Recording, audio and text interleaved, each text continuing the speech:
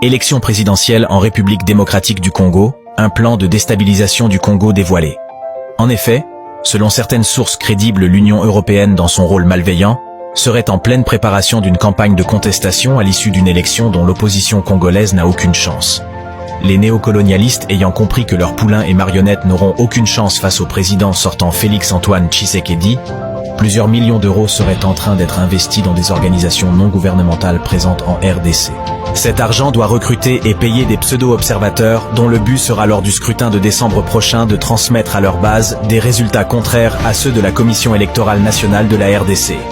De cette façon, ils vont prétendre avoir été volés et avec le soutien des Occidentaux, ils chercheraient à renverser le président Tshisekedi. Les raisons sont multiples. Le blocage aux minerais que l'actuel président congolais a instauré, la construction d'usines de transformation du cuivre et autres ressources sur place au Congo CE, qui est contraire aux intérêts des Occidentaux. Les Congolais n'ont pas l'idée de la grâce qu'ils ont d'avoir un président tel que Félix Tshisekedi.